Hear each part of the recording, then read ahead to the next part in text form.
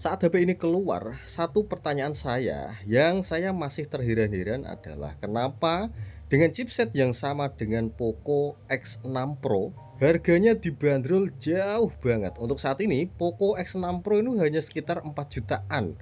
Sudah dapat unit baru. Tapi HP ini unit barunya itu masih di angka 6 jutaan cuy. Dan ini adalah Xiaomi 14T. Tapi ternyata saya salah coy. Ada beberapa perbedaan yang cukup signifikan. Salah satunya yang pertama adalah bezelnya. Jika bezel X6 Pro itu tipis, maka HP ini lebih tipis lagi. Dan saya informasikan di awal ya, unit ini saya jual untuk harganya murah saja cuy, hanya 5 jutaan saja. Seperti biasa bagi kalian yang berminat, linknya saya taruh di komentar paling atas ya. Saya sematkan, di situ ada link Tokopedia. Silahkan di check out dari situ cuy. Dan apa saja yang akan kalian dapatkan di harga 5 jutaan? Yang pertama adalah unit plus dus komplit semua. Bahkan ada hard case tambahan cuy. Dan kualitasnya cukup bagus kalau menurut saya. Terdapat cover kamera, tapi untuk bukanya ini agak susah guys. Bobotnya cukup berat dan kesannya memang cukup premium guys. Dan ini akan saya sertakan sebagai bonus dan tambahan jika kalian membeli HP ini. Kemudian yang selanjutnya ada kartu ucapan terima kasih dari Xiaomi. Kemudian ada buku garansi. Ini termasuk perlindungan konsumen, jadi jangan sampai hilang guys. Oke, kita taruh sini saja. Kemudian yang selanjutnya ada manual book. Dan ini dia HP-nya. Ini kondisi bekas ya. Jadi saya bungkus lagi untuk bahan konten cuy. Dan di plastiknya terdapat beberapa spesifikasi andalan yaitu kamera Leica, kemudian Xiaomi custom sensor, AI, MediaTek Dimensity, dan 144 Hz display. Oke, kita taruh sini dulu ya. Selanjutnya kita akan mendapatkan satu buah charger ori dengan kapasitas daya sampai 67 watt. Ini ngecasnya cukup cepet sih.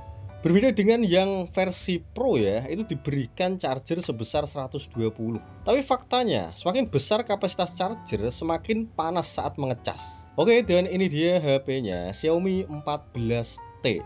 Warna Titan Grey. Kesan pertama saat melihat HP ini, saya kurang suka dengan 4 buah boba yang cukup menonjol. Tapi bagi beberapa orang mungkin mereka suka dengan desain seperti ini karena mencerminkan karakter yang tegas. Oke, saya sepil untuk kondisi tingkat kemulusan fisiknya. Overall bisa saya katakan HP ini berada pada kondisi yang sangat bagus.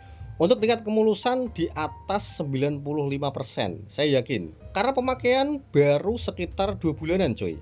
Pembelian bulan Februari 2025. Dan sejak video ini diterbitkan, ini bulan April, artinya baru 2 bulan jalan. Saya ada bukti invoice pembeliannya, nanti saya sertakan jika kalian berminat. Dan sampai video ini dibuat, harga baru di official store sekitar 6,4 jutaan. Artinya ketika kalian membeli unit ini, hemat kurang lebih 1 jutaan lah. Sisanya bisa lah kalian tabung atau kalian investasikan dapat emas setengah gram. Dan satu hal yang saya suka dari HP ini adalah bezelnya cuy.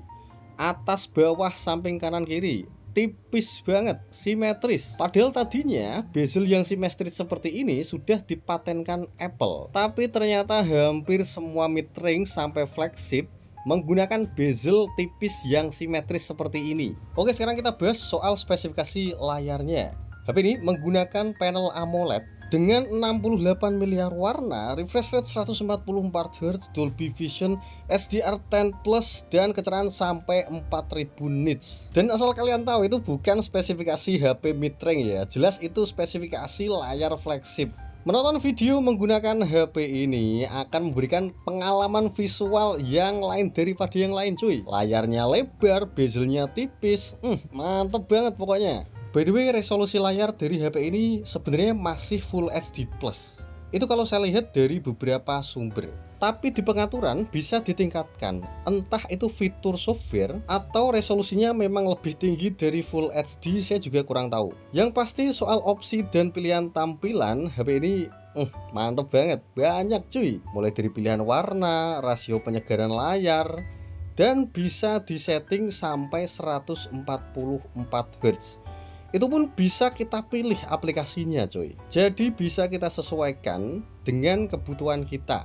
Aplikasi mana yang berjalan di refresh rate tinggi dan mana yang berjalan di refresh rate rendah. Kemudian ada mesin AI Yang pertama ada resolusi super, membuat tampilan lebih jelas dan lebih realistis tapi meningkatkan konsumsi daya. Kemudian ada peningkatan HDR. Kemudian yang terakhir ada fitur MEMC. Jadi ada satu fitur yang diberikan oleh Xiaomi yang disematkan pada HP-HP yang harganya cukup mahal. Namanya adalah layanan AI dan kalian tidak akan menemukan fitur ini di HP seri Redmi. Hampir sama kayak iPhone dan Samsung ya. Layanan AI-nya hanya tersedia di HP flagship mereka saja. Jujur saya belum sempat mencoba semua AI dari HP ini. Hanya satu yang saya coba yaitu subtitle AI. Jadi bisa mengkonversi dan menerjemahkan semua kalimat yang kita ucapkan. Dan ada pilihan input suaranya, input dari sistem atau input suara dari mikrofon. Ini adalah salah satu fitur terbaru dari Xiaomi. Namanya adalah AI Subtitle. Dan ini saya coba berbicara menggunakan bahasa Indonesia, dan secara otomatis fitur ini akan menerjemahkan ke dalam bahasa yang kita inginkan. Oke, sekarang kita beralih ke chipsetnya. HP ini menggunakan chipset dari MediaTek, yaitu Dimensity 8300 Ultra dengan kapasitas RAM sebesar 12 GB dan penyimpanan 256 GB. Untuk multitask buka tutup aplikasi tidak ada kendala, lancar banget. Secara ini chipset mendekati flagship ya. Skor Antutunya aja 1 juta lebih cuy. Dan itu saya yakin sudah mengalahkan semua seri flagship tahun 2022 ke bawah. Kalau kalian bandingkan dengan chipset dari Snapdragon, itu mungkin setara dengan 8 Gen 1 atau 8 Gen 1 Plus. Kemudian ada penambahan RAM virtual sampai 12 GB. Akan tapi RAM virtual ini diambil dari penyimpanan internal ya. Jadi storage kalian akan berpengaruh dan berkurang cuy. Dan ini salah satu situs yang biasa saya jadikan rujukan. Untuk skor Antutu dari HP ini sendiri yaitu sekitar 1,3 jutaan guys. Itu mantep banget sih. Tapi masih di bawah Snapdragon 8 Gen 2 yaitu sekitar 1,5 jutaan. Oke, selanjutnya yang terakhir kita akan membahas soal kameranya. Ini kameranya banyak yang bilang mantap sih karena sensornya pakai Leica. By the way, dulu sensor Leica ini dipakai oleh HP Huawei, tapi sekarang kerjasama dengan Xiaomi. Memiliki 3 buah lensa kamera dan saya yakin semua lensa sesuai kebutuhan kalian. Lensa utama, lensa ultrawide, dan lensa telefoto. Dan untuk sensor Leica-nya sendiri bisa diatur sesuai dengan kebutuhan fotografi kalian. Bahkan ada modenya coy. Ada 2 mode yaitu Authentic dan Vibrant. Tapi kalau saya pribadi lebih suka mode Vibrant karena Authenticnya itu warnanya terasa agak kurang guys. Untuk fitur perekaman video bisa merekam sampai 4K 60 fps. Dan ini bagian menariknya, HP ini bisa merekam di mode ultrawide sebesar 60 fps. Lalu untuk hasil kameranya kira-kira seperti ini. Gimana menurut kalian? Kamera Leica guys. Saya foto menggunakan lensa utama dengan mode Vibrant. Dan ini lensa telefotonya. Saya foto di 3 kali zoom. Ini mode normal dan ini kita berikan dengan mode ultrawide. Kira-kira seperti ini. Ini mode normal dan ini lensa ultrawide. Oke, sekarang kita beralih ke perekaman video. Ini menggunakan kamera utama ya dengan resolusi sebesar 1080 60 fps. Kira-kira hasilnya seperti ini. Kemudian ini saya alihkan di mode ultrawide. Sama 60 fps dan hasilnya terasa lebih stabil daripada lensa utamanya guys.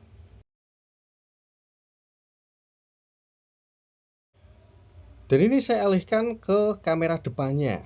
Mantap banget, stabil hasilnya. Dan bisa mode 60 fps.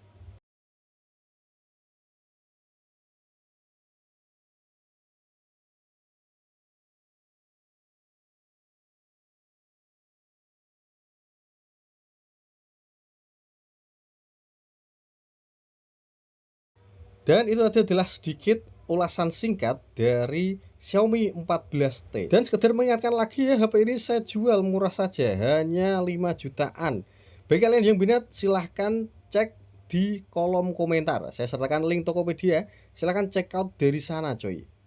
Akhir kata, dukung terus kami dengan cara like, komen, dan subscribe. See you guys. Assalamualaikum warahmatullahi wabarakatuh.